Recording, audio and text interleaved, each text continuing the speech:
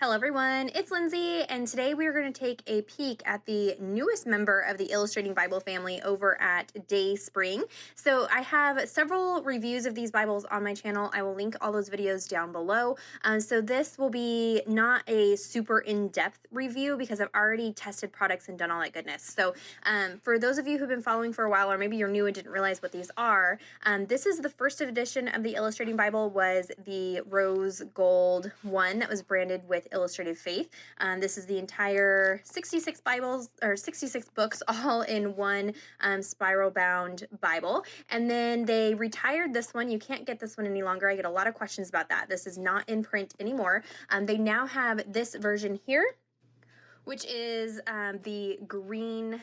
It's like I don't know, a deep turquoise green color.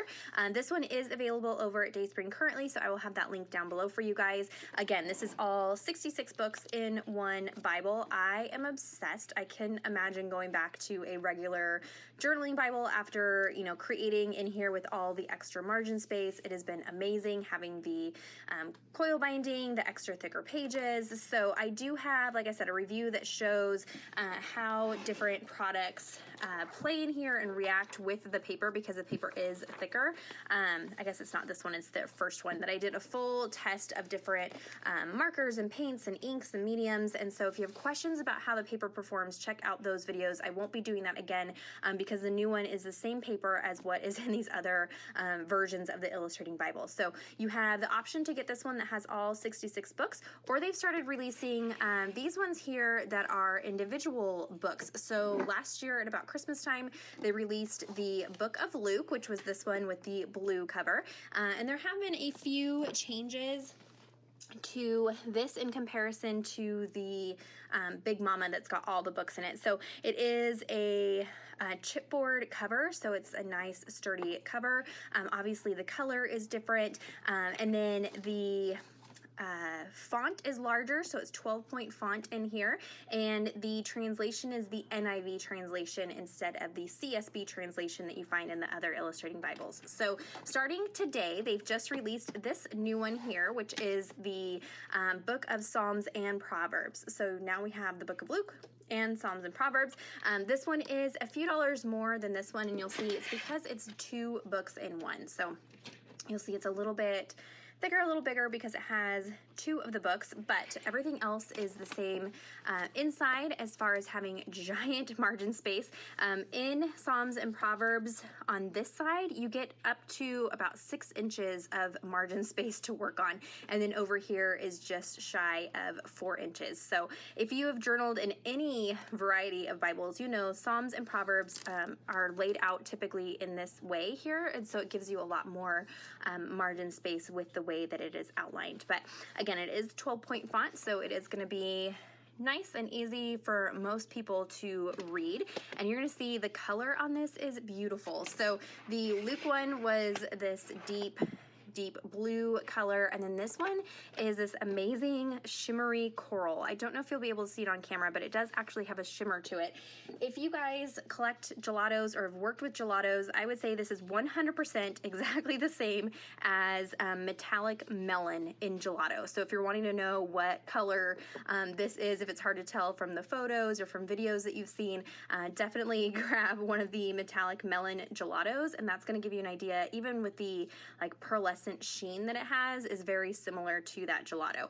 And then it has some gold accents. So the title on here, the Illustrating Bible, and then down here it says Psalms and Proverbs. That is all gold foiled, and then kind of an antique gold spiral binding. And so the inside here gives you a light gray on the inside. I think the inside of this one was kind of a neutral beigey color. So you'll see they definitely, look nice sitting on the shelf together. The colors, I feel, complement each other just fine. And I don't know what their plans are for future books. I know I get lots of questions about which ones they're going to be rolling out.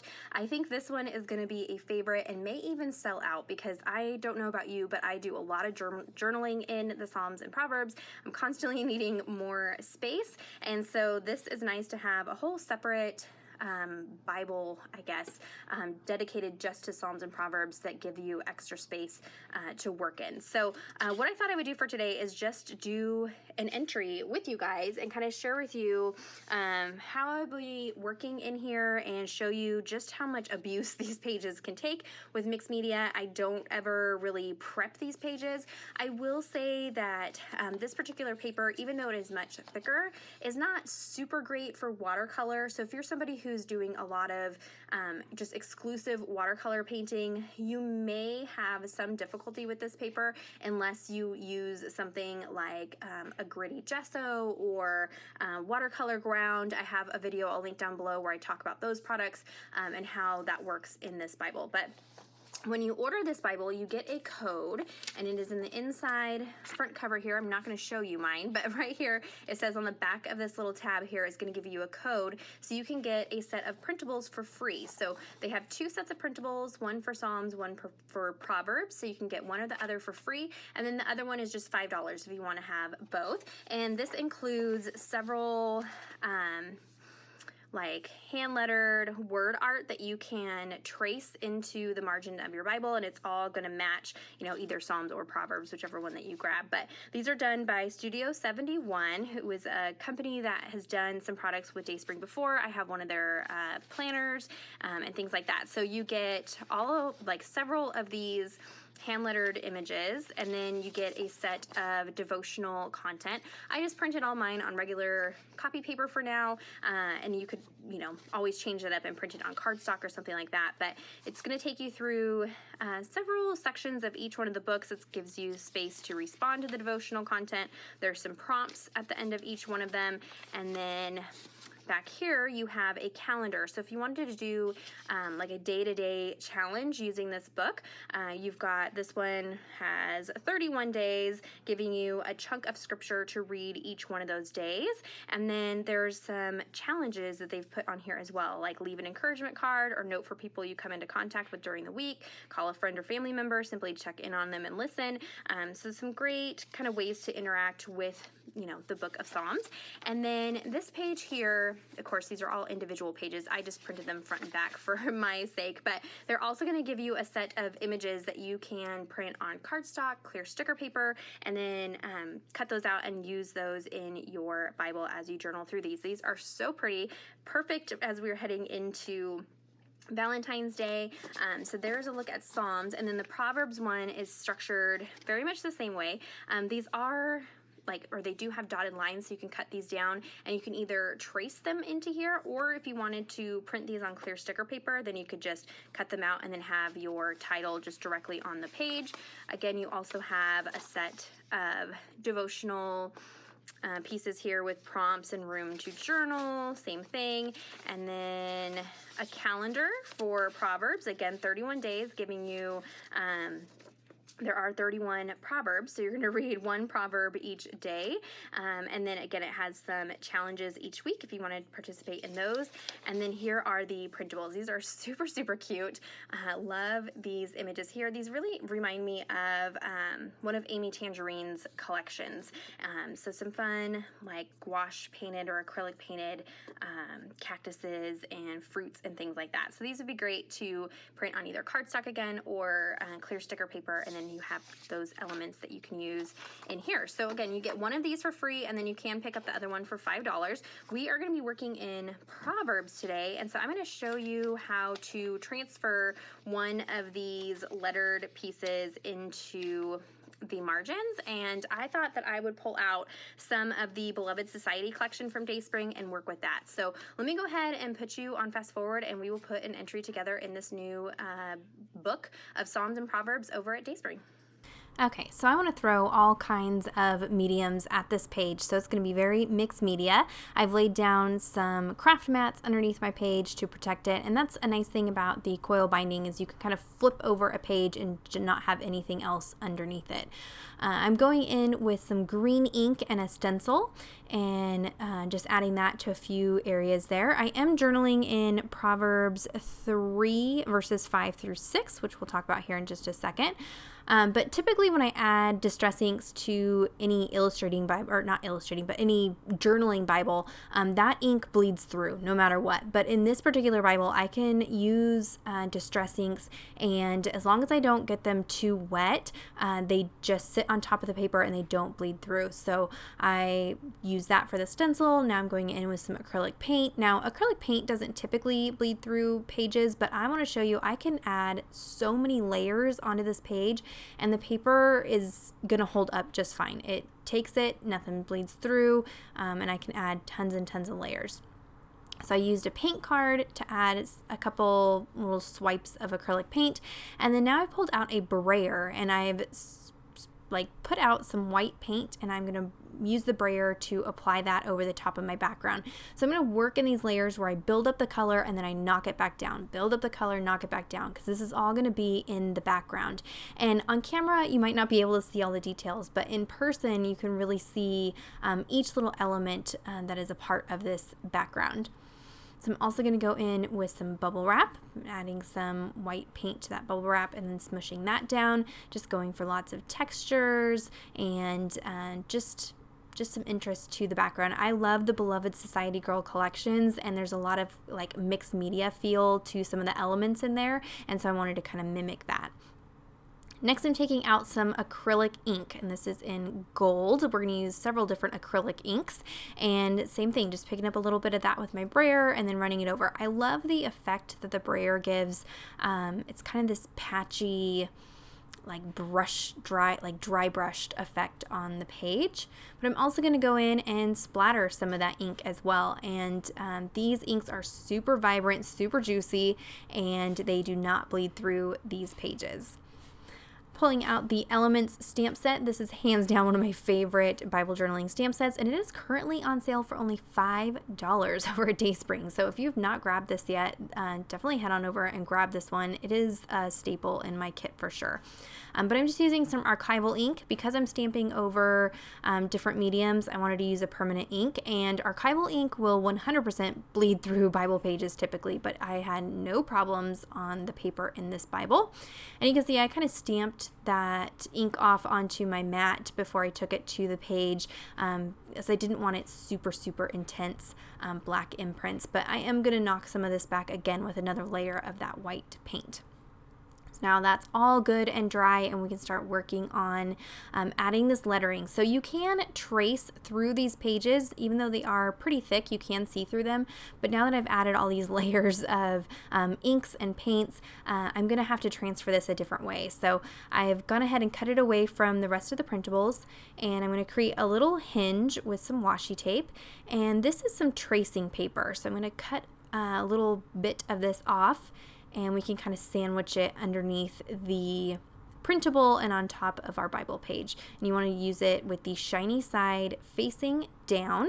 Now this stuff is very difficult to erase, so you're going to go trace over your image or your lettering with a ballpoint pen, and just try to be mindful of the fact that it's difficult to erase. So you want to stay within the lines and keep your markings minimal, and this is just giving me a guideline so I can go back in and go over it with a marker or paints. Here I'm going to use a black acrylic ink and a brush and go over it so I get a really pretty brush lettered effect. So it looks like it's hand lettered, but I cheated and traced. So I'm just gonna go nice and slow. This video is sped up quite a bit, but I just take my time. This ink is kind of like a watered down acrylic paint, so it can be a little squirrely to work with. It wants to kind of bleed and run a little bit just because of the nature of the ink, but just take your time. You could also use regular acrylic paints. You could go over this in watercolors, lots of different mediums that you could do the same effect with. So again, I'm journaling in Proverbs 3:5-6 says, "Trust in the Lord with all your heart and do not lean on your own understanding.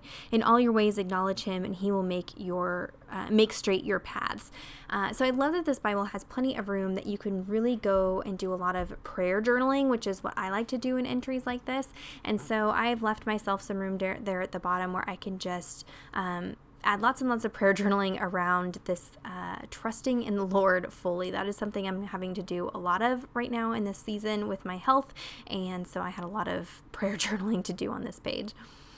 But I've pulled out a few of the die-cut ephemera pieces from the Beloved Society collection, and then I've also taken some of the 12x12 pattern papers from that collection and die-cut out some more leaves using my die-cutting machine, and that way I can create these little floral clusters.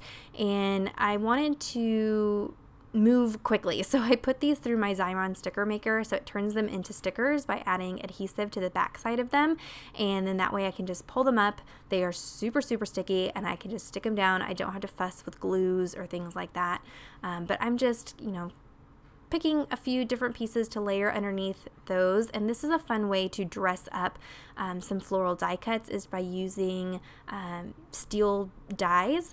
It is definitely an investment to get those, but here you can see it really jazzes up these die cuts and makes them a little bit fluffier, so they fill up more space in large margins like you have here.